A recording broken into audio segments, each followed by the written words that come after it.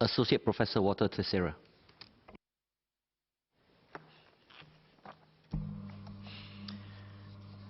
Sir, the International Technical Committee for the Prevention and Extinction of Fire publishes statistics on fire safety regularly, collated from about 30 to 40 countries each year. Singapore's fire casualty rates consistently rank among the safest worldwide. From 2013 to 2017, Singapore reported an average of 0.76 fires per 1,000 people, significantly lower than the average of about 2 per 1,000. The impact of our fires on human life was also less severe, with only about 0.04 fire deaths per 100,000 people.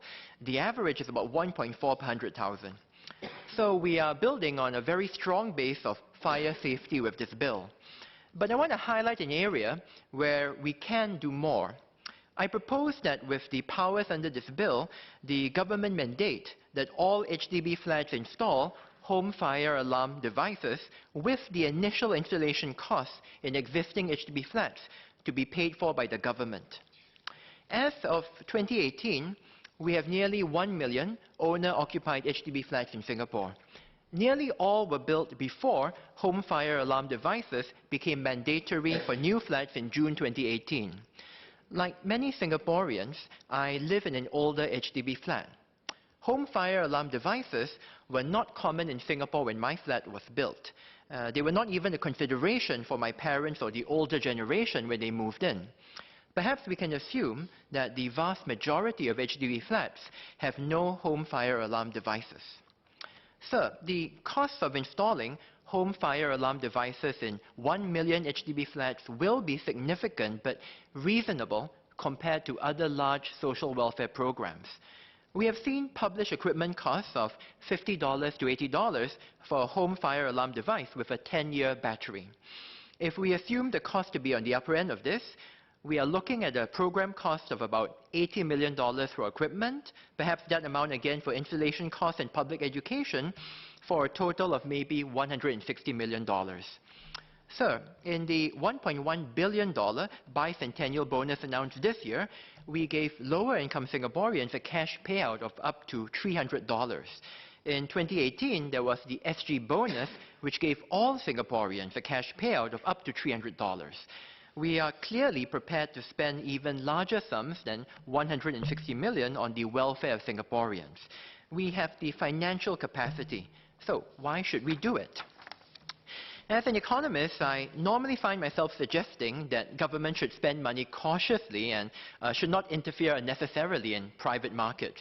But I think there are a few inherent market failures in the private provision of fire safety. Singaporeans lack information to make wise choices on home fire safety. There are benefits not just to homeowners, but also external benefits to the community. Taken together, I don't think we will invest the right amount in home fire safety if we just leave it to the private market. So first, Singaporeans have little experience with home fire alarm devices, and they do not know the costs and benefits of installing and maintaining these devices. In some developed countries, these devices have been mandatory for many years, but not in Singapore. There is a learning curve. There will be, for example, nuisance alarms. Homeowners may have to adjust their cooking habits, such as ensuring that ventilation prevents cooking smoke from triggering the alarm. Education is necessary. We cannot leave it up to the community to make a wise decision just on their own. Second, there are real benefits of installing home fire alarm devices to homeowners and to the community. In a recent paper titled The Association Between Smoke Alarm Presence and Injury and Death Rates, a systematic review and meta-analysis published in the Fire Safety Journal in 2016, researchers found that homes with working home fire alarm devices had half the death rates from fire compared to homes without working devices. Other research finds that home fire alarm devices are the least likely to be installed or working in homes which face higher risks, such as those occupied by elderly residents. Third, I am sorry to say, light touch interventions may not help improve fire safety. In a paper titled Interventions for Promoting Smoke Alarm Ownership and Function, published in the Cochrane Database of Systematic Reviews in 2001, researchers found that programs that educate the public on home fire alarm devices have only modest effects in increasing installation rates. Community programs that gave away home fire alarm devices actually had no effect. Perhaps there is a psychological explanation.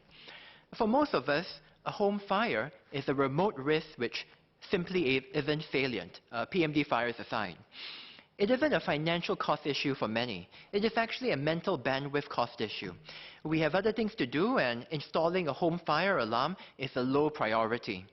If we aspire towards a high rate of home fire alarm installation, I am forced to the conclusion that only a mandatory government-funded program is likely to have significant effects.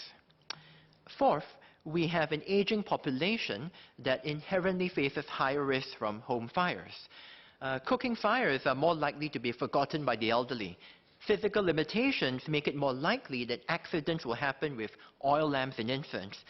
Some psychological conditions, often found in the elderly, such as hoarding disorders, may also contribute to fire risk.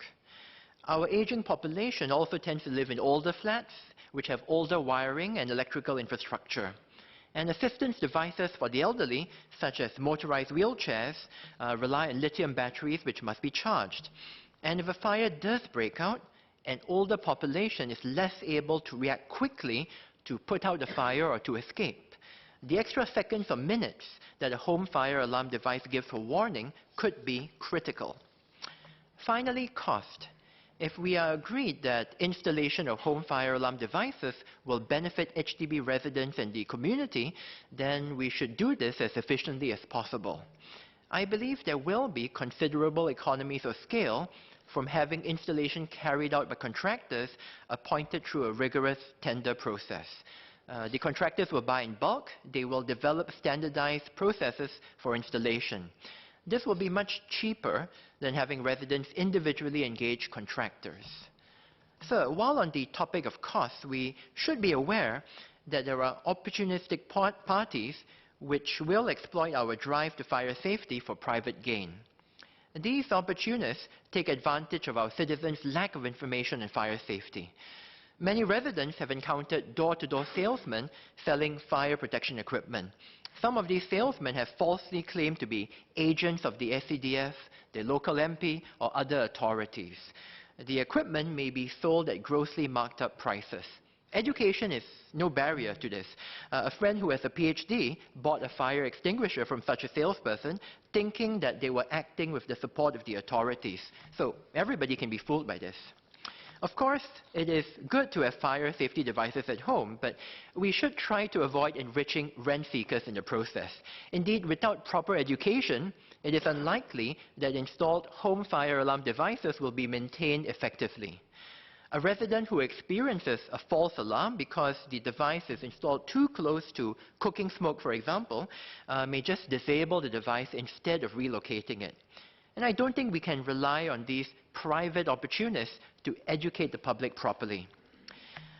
So what about mandating home fire alarm devices in our private condominiums and other private property? I think this is also important, but the economies of scale are very different. There is a huge variety of floor plans and designs of private condominiums and homes. The economies of scale from a centralized, coordinated program are likely to be much smaller compared to HDB housing, where a standardized process for installation can be developed.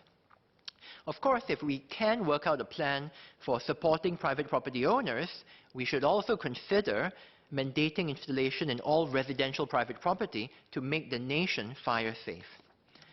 So I encourage the ministry to set as a key performance indicator the percentage of Singapore homes with working home fire alarm devices.